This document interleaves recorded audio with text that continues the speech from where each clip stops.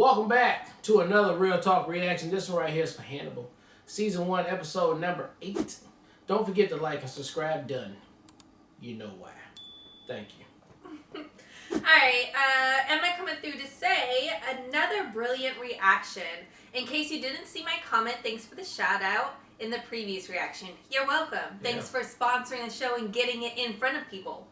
I'm determined to get this show in rotation this month. Okay. So this episode, Franklin is so funny to me because of how pathetic he is and the parallels the episode keeps making between his and Hannibal's relationship to Hannibal's relationship with Bedella, played by the stunning Gillian Anderson, and his relationship with Will. You will be seeing a lot more of Gillian Anderson, but I won't spoil it. I'm so excited. I'm so here for it. That was such a nice treat. I was not expecting that. I love how Hannibal keeps the business card so he can look up which person he pairs with wet dish. It's so creepy. It's literally the creepiest thing. Like, I just got goosies just thinking about it. That's some psycho shit. Yes. Janice Poon designed the food and wrote a cookbook based on the meals. I think Hannibal is too intelligent to murder his patients, but he takes great joy in manipulating them. I can't help but laugh every time I watch the scene with Hannibal waiting for Will to arrive for his appointment and the dramatic music playing in the background. That man is so desperate, he drove an hour to find Will. There are definitely comparisons between Hannibal and Franklin here. I do think when Will is watching Hannibal save that man, his subconscious is picking up on something, or he's just attracted to Hannibal with his sleeves rolled up. Will is lonely, unbalanced, and is looking for that paddle which Hannibal provides. That could be part of the reason he doesn't accuse Hannibal. He may be blinding himself. J Rabbit is right. Hannibal is messing with him. Just wait and see what happens with Miriam. Hannibal usually sticks to only eating the rude. Woo! Alright, let's get to the next episode right now.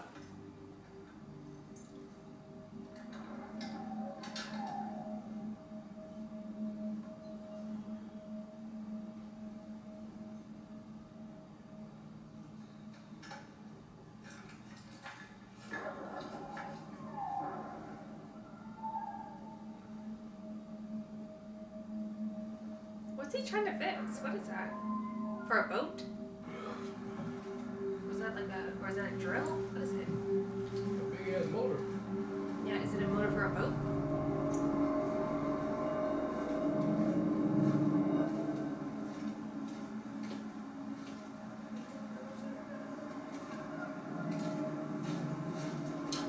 This is not one of his dreams.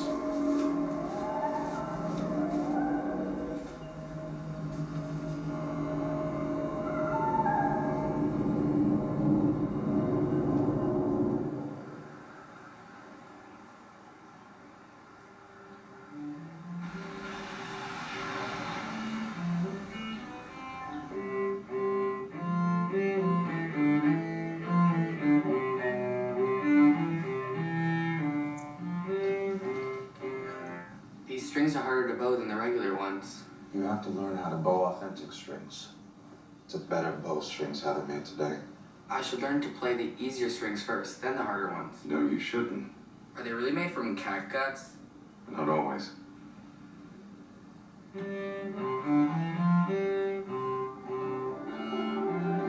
he a killer? What's going on with his face?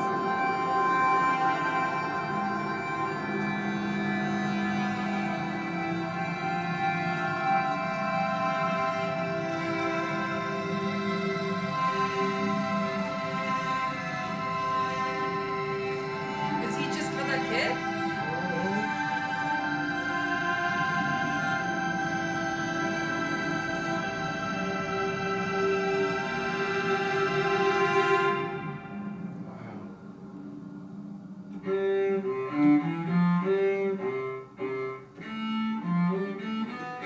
What?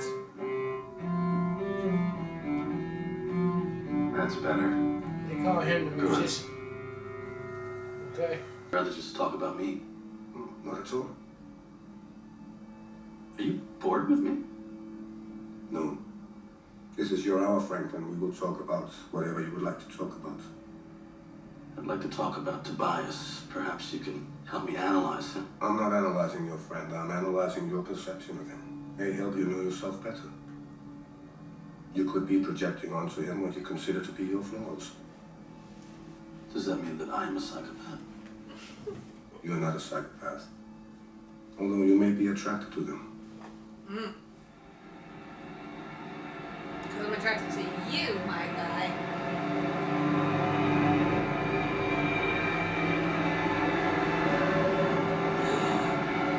Oh my god. Victim is Douglas Wilson, member of the Baltimore Metropolitan Orchestra brass section, trombone player. He was killed shortly after his last performance. Blunt force trauma to the back of the head. He's a trombone player, baby. His killer brought him here to put on a show.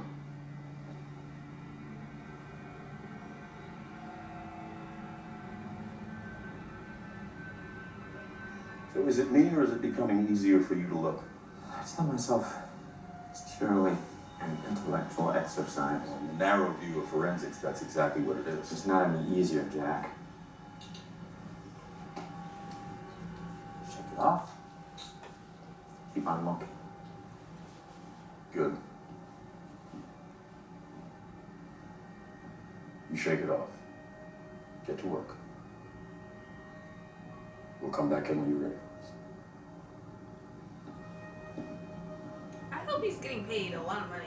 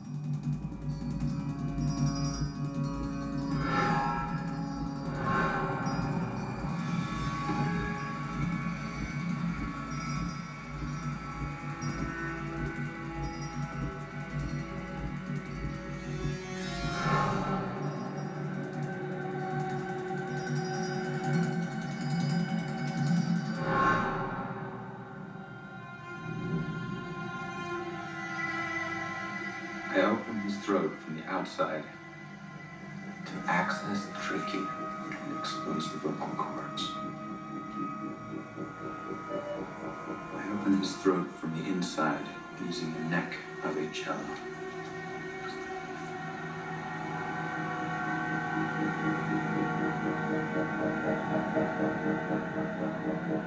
Powder on the wound.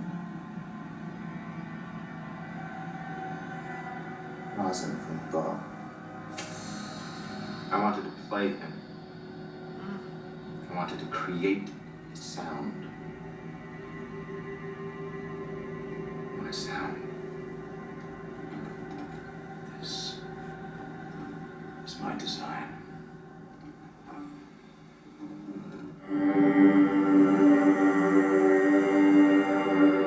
Some sick shit. Baby.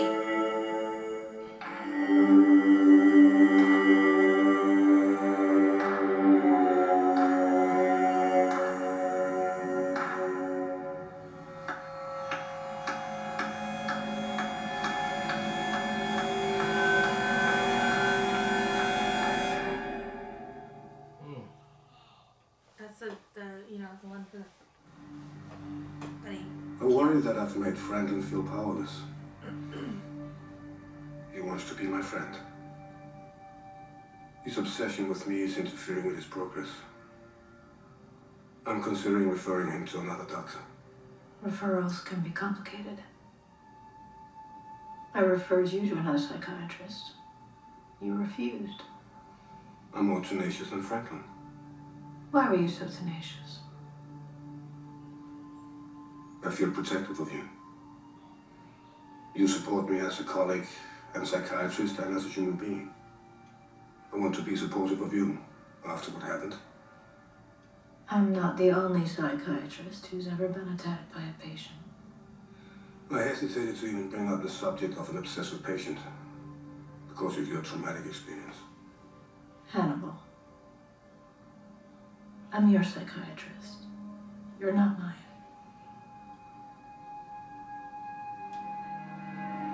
So she was attacked by one of her patients, and then she was like, I'm not played anymore. him like a fiddle.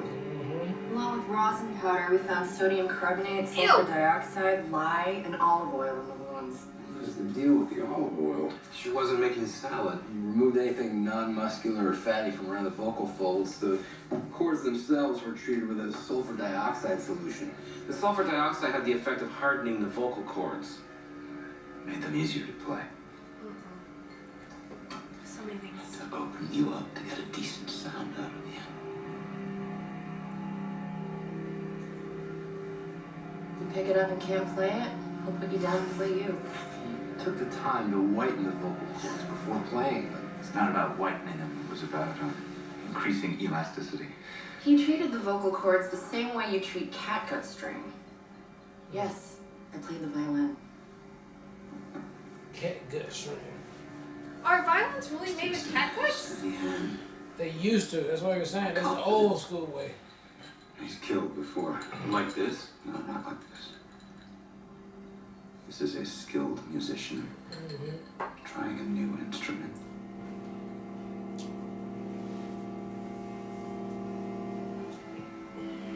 So we're looking for a musician.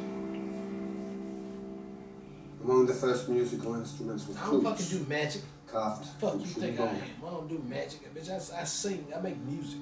This murder was a performance. That's what I said. I'm a musician. Every life is a piece of music. Like music, we have finite events, unique arrangements. Sometimes harmonious, sometimes dissonant. Sometimes not worth hearing again. He's a poet and a psychopath. And a craftsman. He was shrinking and tanning the vocal cords. Like turning iron wire into musical steel string. Oh my gosh, I just cannot. Was there olive oil? There's the other one. Yes. Whatever sound he was trying to produce, it was an authentic one. Olive oil hasn't been used in the production of catgut for over a century. It was said to increase the life of the strings and create a sweeter, more melodic sound. Did he kill this guy? I Is hear this what him was fucking with playing him behind again? my eyes when I close them. What do you see behind closed eyes? I bet it is him again. Trying to cover him off. Baby, he's such a manipulative little fucker. I see myself. You said the killer was performing. Who was he performing for? I don't know. Patron of the arts, fellow musician, or another killer? It's a serenade. This isn't how he kills. Normally, he doesn't kill for an audience. And you believe you risk getting caught for a serenade? I believe he wants to show someone how well he plays. You remember when I said Tobias was saying very dark things? I made note of it. Well, he said that he wanted to cut someone's throat and play it like a violin. They found somebody whose throat was cut and played like a violin. So you think Tobias killed that man at the symphony? I don't know. If I do I have to report it? Do you have a reason not to? What if I'm wrong? What if you're right? I'm always wrong. I don't know. Why would he say something like that to me? What do you think? Because he knows I'd tell you.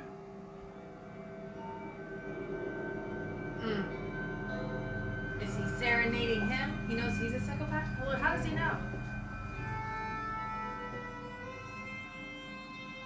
If he knows, I'll tell you. He think you're a psychopath. Only crazies know the crazy things. Let me go hit the bell.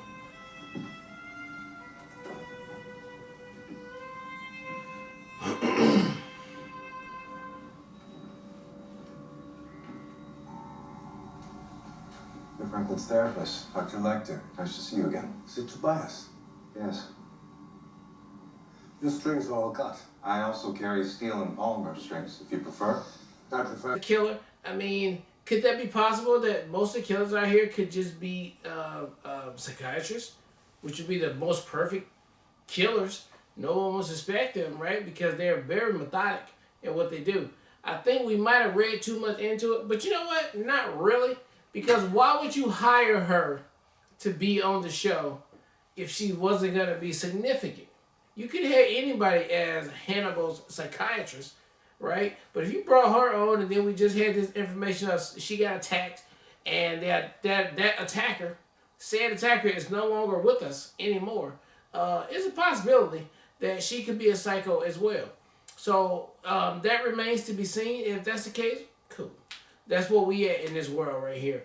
2 serial killers fighting each other because they want to take each other out. Thought that was an excellent opportunity as well. It just came down to it also. Man, but the reality of the FBI director and Will not being able to realize that right in their own backyard, the person that's helping them throughout is the killer that they're looking for.